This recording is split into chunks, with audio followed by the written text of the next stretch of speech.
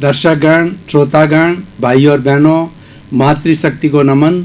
Channel 24 plus news के खास, विशेष, मनमोहक, आनंद देने वाला, प्रसन्नता देने वाला, अच्छा इंसान बनने वाला, मानवीय मूल्यों की रक्षा करने वाला यह विशेष कार्यक्रम पुनरुत्थान में आपका हार्दिक स्वागत है, अभिनंदन है और आपका सत्कार है। पुनरुत्थान का अर्थ होता है पुनर्जागरण, फिर से जागरण करना।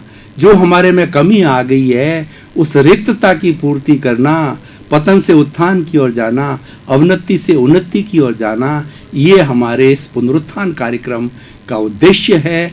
और इस कार्यक्रम के अंदर इस उद्देश्य की प्राप्ति के लिए प्रतिदिन नए नए विषयों के ऊपर हम विश्लेषण करते हैं, प्रकाश डालते हैं। उसी क्रम के अंदर आज के विषय का चयन हुआ है कि स्वच्छता ईश्वर का दूसरा नाम।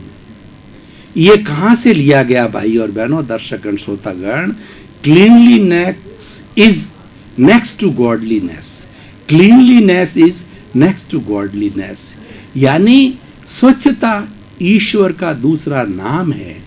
ईश्वर को स्वच्छता प्रसिद्ध है। आपने देखा होगा कि हम सुबह जब उठते हैं, ईश्वर की स्तुति करते हैं तो वहाँ अगरबत्ती, धूप, दिया, सुगंधित पदार्थ रखते हैं। इसका क्या अर्थ है? इसका अर्थ ये है कि वहाँ पर वातावरण सुगंधित हो जाता है, स्वच्छ हो जाता है और ईश्वर को स्वच्छता पसंद है।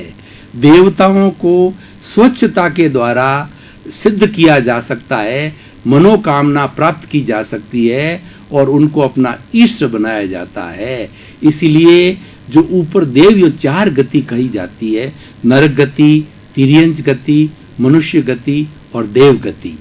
इन चार गतियों में 84 लाख जीवा योनियां हैं, जहां पर 84 लाख जीवों का उत्पत्ति स्थान है और अपने अपने कर्मों का भोग करने के लिए, कर्मों के फल का भुगतान प्राप्त करने के लिए और अपना पूरा हिसाब चुकाने के लिए 84 लाख जीवा योनि के अंदर ये जीव आत्मा तब तक भटकती रहती है जब तक कि उसकी पूरे जीवन भर के अंदर स्टार्ट से एंड तक जिस जीव के साथ के अंदर जो जो दोष किया है, उसको कष्ट दिया है, उसकी भरपाई नहीं हो जाती है, उससे एनओसी नहीं हो जाती है, तब तक वो भटकता रहता है। और समस्त दोषों का जब शुद्धिकरण हो जाता है तो आत्मा पवित्र होती है, आत्मा के साथ एक भी कर्म नहीं बचा हुआ होता है और मोक्ष में जाती है। तो हम बात कर रहे थे देव योनि की। देव योनि हमारी पृथ्वी के ऊपर है, वहाँ पर 12 देवलोक गिने जाते हैं, उसके बाद में 9 नवग्रह बेयक है और उसके बाद के अंदर जो है 7 जो है और ऊपर जो है देवलोक है। इस तरीके से 26 देवलोक है, जिसके अंदर स्टार्ट से ऊपर तक ज्यों ज्यों शुद्ध देव होते हैं, जिसकी प्योरिटी हाई होती है, उतने उतने वो देव नवग्रह देव तक जाते हैं। उसका वैमानिक जो है देवता होते हैं, वो वैमानिक देवता बहुत शुद्ध अवस्था वाले होते हैं और वो प्राय मोक्षगामी होते हैं। ये शुद्धता का प्रतीक होता है। और तिर्यंच गति के बाद हम मनुष्य गति के अंदर 7 लाख अरब की जनसंख्या वर्तमान सृष्टि पर रह रही है। और तिर्यंच गति वह होती है जिसमें पशु, पक्षी, पेड़, पौधे, जो हमारा चराचर जगत, जो सृष्टि हमारे सामने दिखाई देती है, वो सारा तिर्यंच गति का है। और नरक गति हमारी पृथ्वी के नीचे है, जिसमें 7 नारकियां, जो कुकर्म करता है, जो हिंसा करता है, जो लोग अशुद्धियों का ज़्यादा सेवन करता है, बुराइयां ज़्यादा करता है, पाप ज़्यादा करता है, वो नरक गति के अंदर जीवन यापन करता। तो मैं ये कह रहा था कि जो देव गति के अंदर जो अच्छे काम करने वाले जाते हैं तो वो इस मनुष्य लोक में नहीं आते, क्योंकि वहाँ पर इतनी सुगंध है, वहाँ पर इतनी मोहक चीज़ें हैं, देवीय हैं। और उसके साथ साथ के अंदर जो जूही, चंपा आदि जो हम सुगंध कभी बहुत उच्च स्तर की सुगंध लेते हैं, उससे कई हाई डिग्री की वहाँ पर सुगंधित वातावरण होता है। इसीलिए हमारा मनुष्य लोक है, इसमें बहुत अशुद्धता है, इसमें बहुत दुर्गंध है। इसीलिए देवलोक जो है मनुष्य योनि के अंदर, यानी मनुष्य इस जगत के अंदर जहाँ हम रहते हैं, मनुष्य लोक में आना नहीं चाहते हैं। वो उस दुर्गंध के कारण आना नहीं चाहते हैं। तो मैं ये कह रहा था कि स्वच्छता ईश्वर को पसंद है और मनुष्य ही ईश्वर का रूप है। मनुष्य ही देवलोक के अंदर जाता है, मनुष्य मोक्ष में जाता है। मनुष्य इस सृष्टि का सर्वश्रेष्ठ प्राणी है। वह अगर पुरुषार्थ करे, सत पुरुषार्थ करे, तो इस 84 लाख जीवा योनि के चक्कर को एनओसी लेकर के, सब दोषों को खपा करके, समता भाव से सबका प्रायश्चित करके, प्रतिक्रमण करके, सामायिक आलोचना, प्रतिक्रमण, प्रत्याख्यान, ये 4 ऐसे साधन हैं जिससे फास्ट स्पीड से शुद्धि होती है दोषों की। ये करके आत्मा मोक्ष को चली जाती है। तो हम बात कर रहे थे सफाई की। सफाई बाहर भी होती है, सफाई भीतर भी होती है। पहले हम इस सारे बाहर की स्वच्छता की बात करें। आज अभी पूरे हमारी वर्तमान के अंदर जो सरकार है, उन्होंने स्वच्छता अभियान चलाया है और उन्होंने एक नारा दिया है। अभी मैं थोड़े समय पूर्व ही अभी दिल्ली गया था और वहाँ पे गांधी दर्शन और गांधी समाधि के ऊपर भारतवर्ष के सभी गांधीवादियों ने, हमने मिल कर के गांधी और हमारी भारतीय संस्कृति एवं गांधी, इस पर सेमिनार किया था। तो वहाँ पर जो हमने ये पाया कि किस तरीके से वहाँ हमारा मुख्य स्लोगन था सत्याग्रह से स्वच्छाग्रह। यानी महात्मा गांधी ने सत्याग्रह के माध्यम से अंग्रेजों को देश से खदेड़ा, तो हम स्वच्छता के माध्यम से इस पूरी जगत को, इस चराचर जगत को अच्छा बनावें। स्वच्छता का सबसे बड़ा लाभ क्या होगा? सबसे बड़ा लाभ तो ये है कि बीमारी नहीं आएगी। हमारी ये एलोपैथी ये मानती है कि सारी बीमारियों की जड़ है वह ये वायरस की उत्पत्ति है। ये कुछ इस तरीके के कीटाणु उत्पन्न हो जाते हैं। वो उत्पन्न कहाँ से होते हैं? वो गंदगी से होते हैं। एक अंग्रेजी में कहावत है कि फ्लाई लाइक्स डर्ट। जो मक्खी होती है उसको गंदगी पसंद है। कुछ इस तरीके के जीव होते हैं, जो मच्छर है, मक्खी है, ये गंदगी पसंद करते हैं, उसके अंदर ही सुख की अनुभूति करते हैं। जो मछुआरे हैं वो मछलियों के बीच में रहते हैं, तो हम जैसा सामान्य व्यक्ति उस मछलियां जहाँ भी पकड़ी जाती है वहाँ की दुर्गंध के अंदर 1 मिनट भी खड़ा नहीं रह सकता, क्योंकि वो इतनी भयंकर दुर्गंध होती है कि सिर जो है वह एकदम उल्टी करने लग जाता है। लेकिन उन मछुआरों को उस जगत के अंदर इतना अभ्यास हो गया है, उससे इतने घुल मिल गए हैं कि वो मछलियों की जो हम दुर्गंध कहते हैं उनको वो सुगंध महसूस होती है और उसमें ही रचे पचे जाते हैं। उससे उनको कोई पवित्र जगह भेज दिया जाए तो वहाँ पर उनको दुर्गंध महसूस होती हैं, वो अच्छा फील नहीं करते हैं। ये कारण अभ्यास का होता है। लेकिन हमारी जो नॉर्मल टेंडेंसी है वह सफाई से जुड़ी हुई होती, स्वच्छता से जुड़ी होती है। इसीलिए आज हमारी जो वर्तमान सरकार है स्वच्छता के बारे में बहुत बड़ा कार्य कर रही है और उसके परिणाम भी हमारे सामने आ गए हैं। शौचालय बनाए जाते हैं। पहले गांवों के अंदर लोग खुले में जंगल जाया करते थे तो उससे कई कीटाणु उत्पन्न होते थे, गंदगी होती थी, दुर्गंध होती थी और ये अव्यवहारिक लगता था।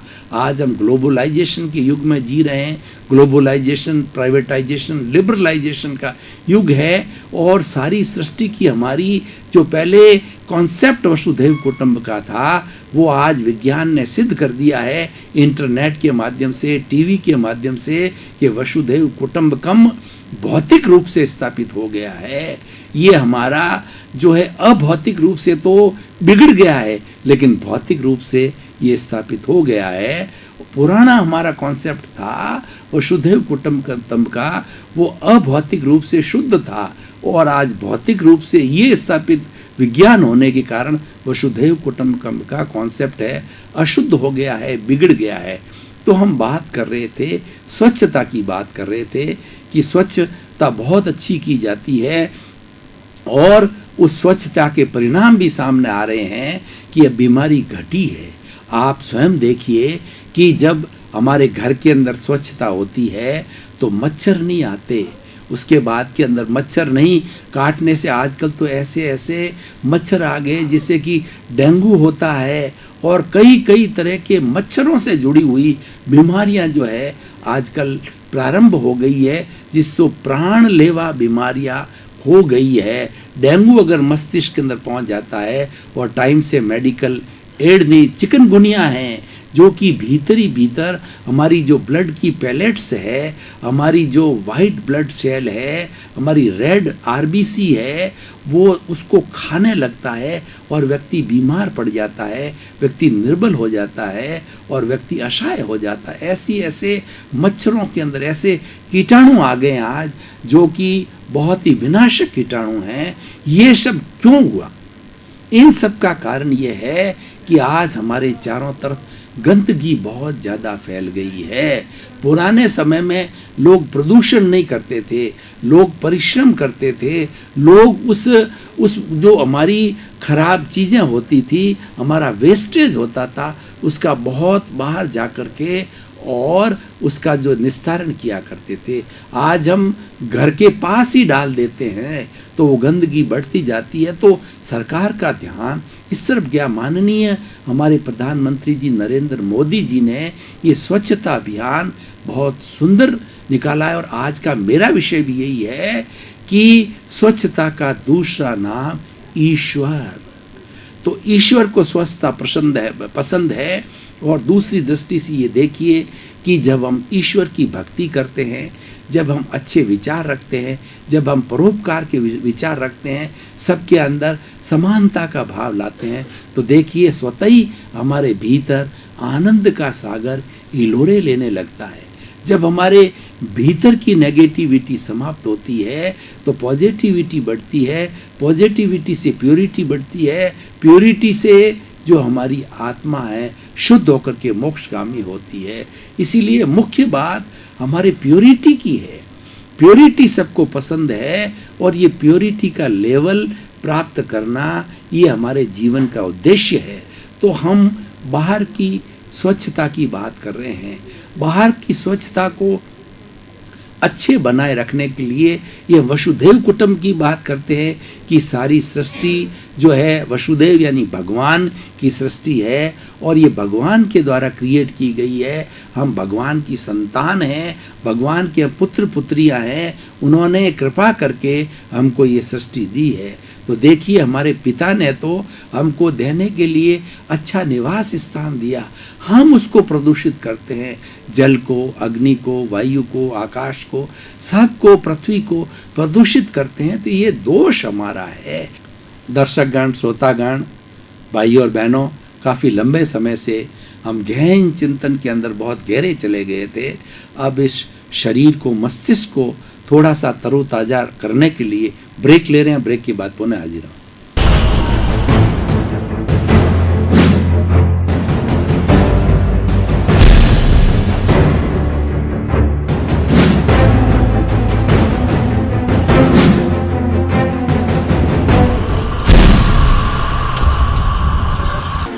तरोताज़ा की अनुभूति हम कर रहे हैं। पुनः सत्संग के अंदर जो आज का हमारा निर्धारित विषय है उसके अंदर प्रवेश कर रहे हैं। आज का हमारा विषय ये है कि हर व्यक्ति को ये जागरूक होना है कि वह सृष्टि के अंदर प्रदूषण नहीं करेगा। हमारे भारत में ये अभियान चालू हो गया है। आज आप जाकर के देखिए कि हमारे ट्रेन के प्लेटफॉर्म के ऊपर, ट्रेन्स के अंदर, हॉस्पिटल्स, सरकारी अस्पतालों के अंदर, प्राइवेट हॉस्पिटल्स के अंदर, आज हमारे एरोड्राम्स के ऊपर, बस स्टैंड के ऊपर, जहाँ हमारे पब्लिक प्लेसेस हैं, पोस्ट ऑफिस है, हमारे बैंक्स है, वहाँ पर सफाई का कितना ध्यान दिया जा रहा है। फर्स्ट प्रायोरिटी दी जा रही है क्योंकि सरकार ने हमें उसको फर्स्ट प्रायोरिटी दी है। तो नेचुरली जैसा राजा वैसी प्रजा होती है। तो प्रजा तक ये संदेश गया और ये संदेश 3-4 साल से लगातार टीवी के माध्यम से, प्रिंट मीडिया के माध्यम से और मोबाइल के माध्यम से और आपके इंटरनेट के माध्यम से, व्हाट्सएप के माध्यम से, फेसबुक के माध्यम से ये निरंतर प्रसारित किया जाता है कि cleanliness is next to godliness, जो आज का विषय है, उसके बहुत अच्छे परिणाम आ रहे हैं। आज रोग की परसेंटेज घटी है। आज जो चिकनगुनिया और जो डेंगू जैसी बीमारियां वो कम हुई है, और जो पहले पुरानी बीमारियां थी, टीबी की है वगैरह है, आज उसका एकदम मलेरिया है, वो तो लुप्त हो गई है। उसका एक कारण हमारी ये स्वच्छता भी है। तो भाई और बहनों, दर्शकगण, श्रोतागण, चाहे हम भीतर से देखें, चाहे बाहर से देखें, चाहे ईश्वर के नाम से सोचें, स्वच्छता हमेशा सबको प्रिय है, और स्वच्छता हमारे लिए 100% लाभ का फायदा है। और स्वच्छता हमारे द्वारा, हमारे लिए और हमारे से होती है। जैसे प्रजातंत्र का रूल होता है, डेमोक्रेसी क्या जाती है, the government is for public, by public and to public. उसी तरीके से स्वच्छता हमारे लिए है, हम इसको स्वच्छ बनाएंगे, ये हमारा मॉरल दायित्व है, क्योंकि उस जगत के अंदर हम रह रहे हैं। तो आज जगह जगह इतनी सुंदर व्यवस्था हुई है, और ये व्यवस्था हमारे जीवन का एक अंग बन जावे हमेशा के लिए, वो बहुत बड़ी बात होती है। भाई और बहनों, दर्शकगण, श्रोतागण, थोड़ा समय पहले मैं साउथ कोरिया के अंदर गया था। साउथ कोरिया के अंदर मैंने देखा कि सड़कें कांच की तरह एकदम स्वच्छ थी। कहीं पर भी एक कागज का टुकड़ा, कहीं पर रेत मैंने नहीं देखी। फुटपाथ अलग व्यवस्थित बने हुए हैं, और वहाँ पर किसी गाड़ी के अंदर हॉर्न नहीं होता है, हॉर्न देने की कोई आवश्यकता भी नहीं होती है। अलग अलग स्पीड वाइज ट्रैक बने होते हैं, जिसको जिस स्पीड से, रफ्तार से जाना है उस ट्रैक के अंदर चलिए। और सबसे बड़ी बात है, कहीं पर भी गंदगी का नामो निशान मैंने वहाँ पर नहीं देखा। देखिए, ये आइडियल कंडीशन है। हमें भी हमारे देश को ऐसा बनाना है, हमारे घर को ऐसा बनाना है, और ये संभव कब होगा, जबकि हम दृढ़ संकल्प करेंगे कि हम अशुद्धता को बिल्कुल नहीं लाएं। ये बात तो हो गई हमारे बाहरी सफाई की।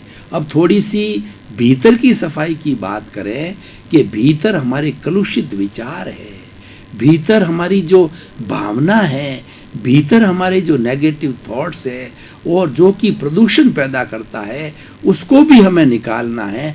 वह भी एक अशुद्धि है। बाहर की अशुद्धियों के लिए तो हम मिलकर प्रयास करते हैं, लेकिन भीतर की अशुद्धि को साफ करने के लिए व्यक्ति स्वयं को पुरुषार्थ करना पड़ेगा। इसीलिए हमारी भारतीय संस्कृति के अंदर भीतर की अशुद्धि को निकालने के लिए पुरुषार्थ चतुष्टय दिया है। पुरुषार्थ चतुष्टय क्या है कि हमारी सामाजिक सारी व्यवस्था को उसके अंदर बताया गया है कि अर्थ, काम, धर्म और मोक्ष, ये व्यक्ति चारों अवस्थाओं में रह करके वो अपना 100 वर्ष का जीवन यापन करता है। अर्थ और काम तो हमारे समाज के अंग है, इसके अंदर ज़्यादा विवेचन करने की ज़रूरत नहीं है। ये व्यक्ति ऑटोमेटिकली सीखता है, माँ के पेट से सीख करके आता है, क्योंकि कहा जाता है कि आवश्यकता आविष्कार की जननी है। जब हमारी भोजन की आवश्यकता होती है तो हम समझ जाते हैं कि बिना अर्थ के भोजन नहीं मिलेगा, भोजन मिलेगा नहीं। जब हम घर से निकलते हैं तो सबसे पहले हम देखते हैं कि हमारे जो पर्स है वो लिया कि नहीं लिया, उसमें पैसे डाले कि नहीं डाले, क्योंकि हमको पता है कि घर से बाहर निकलने पर बिना पैसे श्वास भी नहीं लिया जाएगा, पेट्रोल नहीं मिलेगा, और भी कोई चीज़ नहीं मिलेगी। पंचर हो गई गाड़ी तो निकालने के लिए पैसा चाहिएगा। तो अर्थ और काम तो व्यक्ति की सहज ये अवस्था के साथ साथ होती है, ये अपने आप शरीर करा देता है। लेकिन जो नेगेटिविटी को ख़त्म करने के लिए और शुद्धता की बात कर रहे हैं, पुरुषार्थ की बात कर रहे हैं, बाहर की स्वच्छता की बात हमने बहुत की। ईश्वर भीतर की स्वच्छता से भी राजी रहता है, बाहर की स्वच्छता, मतलब कहने का मेरा अर्थ ये है कि ये स्वच्छता ईश्वरीय गुण है। अपन ये मान लें ये मानवीय गुण है। तो हमें भीतर की स्वच्छता को प्राप्त करने के लिए धर्म सबसे बड़ा साधन है। आत्मशुद्धि साधनम धर्म, और धर्म के लिए कहा गया है कि वस्तु सहाओ धर्म वस्तु के स्वभाव को धर्म कहा जाता है। धार्यते इति धर्म, जो धारण किया जाता है वो धर्म है, यानी हमारी मूल अवस्था है। उस अवस्था में हम छेड़छाड़ नहीं करें। कैसे? कि हम कर्ता भाव नहीं रखें। अगर व्यक्ति धर्म के माध्यम से अपने आप को इतना अभ्यास कर ले कि सृष्टि के अंदर मैं कर्ता नहीं हूँ, मैं तो निमित्त हूँ और कर्ता बनने की मेरे में योग्यता नहीं है, कर्ता ईश्वर है, जगत नियंता व्यवस्थित शक्ति है, ईश्वर के नाम को व्यवस्थित शक्ति कहा जाता है। ये संजोग मिलकर के जो कोई न कोई कर्ता भाव बनते हैं, सारे संजोगों के समूह को कर्ता कहते हैं। मैं तो उसमें से एक संजोग हूँ, एक निमित्त हूँ। देखिए, ये धर्म का प्रभाव होता है। और गीता में भगवान कृष्ण ने कहा कि निष्काम कर्म करो। तो निष्काम कर्म का अर्थ ये है कि जो हम कार्य करें वो कर्ता भाव से नहीं करें, ईश्वर को समर्पित होके करें। हम परिणाम की इच्छा नहीं करें। हम चाहे अपने बच्चों का पालन पोषण करना हो, चाहे शिक्षा लेनी हो, चाहे हमें ऑफिस का कार्य करना हो, चाहे धन कमाना हो, चाहे समाज की सेवा करनी हो, उसके फल पे नहीं जाना चाहिए। उसके अपेक्षा से बच्चों का हम पालन पोषण करते हैं तो हमको अपेक्षा नहीं रहनी चाहिए। अपेक्षा होने से ये निष्काम कर्म नहीं होता है।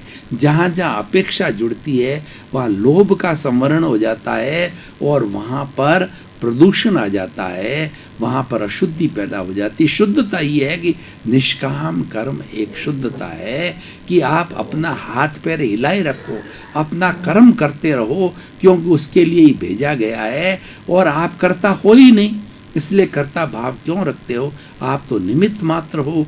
करते रहो, अपनी ड्यूटी समझ के करो, फल की इच्छा नहीं। उससे लाभ क्या होगा? उससे सबसे बड़ा लाभ होगा कि हमारे जीवन में संतुलन रहेगा। जीवन के अंदर उतार चढ़ाव आते हैं और जीवन के अंदर अच्छाई भी आती है, बुराई भी आती है, अच्छे दिन भी आते हैं, बुरे दिन भी आते हैं। और जो व्यक्ति निष्काम कर्म और संभाव और संतुलन के अंदर विश्वास नहीं रखता या अभ्यास नहीं है उसको, तो वह व्यक्ति जब बुरा समय आ जाता है सुसाइड तक कर देता है, बुरे समय में निराश हो जाता है, डिप्रेशन में चला जाता है। लेकिन जो व्यक्ति ईश्वर में विश्वास करने वाला है, धर्म में विश्वास करने वाला है, निष्काम कर्म में विश्वास करने वाला है, अपने आप को कर्ता भाव नहीं रखता है, वह व्यक्ति कभी प्रभावित होता ही नहीं है। वो तो कहेगा ये मेरा है ही नहीं है, ये ईश्वर ने कराया। वो ईश्वर के चरणों को समर्पित कर देता है। हे प्रभु, बुरा भी है वो आपका है, अच्छा भी है आपका है, मैं तो आपका सेवक हूँ, मैं तो आपका नौकर हूँ, मैं तो आपका सर्वेंट हूँ। जैसा आप आदेश देते हो आपके चरणों में समर्पित हूँ, मैं तो आपके आदेश का पालन करता हूँ। भाइयों और बहनों, दर्शकगण, श्रोतागण, देखिए, एक बड़ी फैक्ट्री चल रही है। उस फैक्ट्री का मालिक होता है, वो नफ़ा नुकसान का भागी होता है। नफ़ा नुकसान उसके निकलता है। जो 8 घंटे की नौकरी करने वाला जो सर्वेंट है, कर्मचारी है, वो तो अपना 8 घंटे की ड्यूटी ली और घर चला गया और 1 महीने के अंदर उसको पगार मिल जाती है। उसके बाद वो चिंता, नफ़े नुकसान की चिंता करता ही नहीं है। ठीक उसी तरीके से हमको एक नौकर के रूप में हमको भक्ति भाव से जीवन का कल्याण करना चाहिए। तो मैं ये बात अपने ईश्वरीय गुण की बात कर रहा था। ये भी सारी बातें स्वच्छता से जुड़ी हुई है कि स्वच्छता ईश्वर का दूसरा नाम है। ये भीतर की स्वच्छता है। दर्शकगण, श्रोतागण, भाई और बहनों, आपका बहुत बहुत धन्यवाद, आपके प्रति कृतज्ञता। आपकी वजह से हमारा ये पुनरुत्थान कार्यक्रम सफल हो रहा है और इसकी प्रतिक्रिया बहुत अच्छी है। बच्चों में, बूढ़ों में, जवान लोगों के सबको कुछ न कुछ मैसेज जा रहा है प्रतिदिन कि हमें भारतीय संस्कृति की जो मूल्य हैं उन मूल्यों को पुनर्स्थापित करना चाहिए और हमारे जीवन को बदलना चाहिए। पुनरुत्थान कार्यक्रम का उद्देश्य ही है कि जगत कल्याण हो। सर्वे भवन्तु सुखिनः, सर्वे भवन्तु निरामया।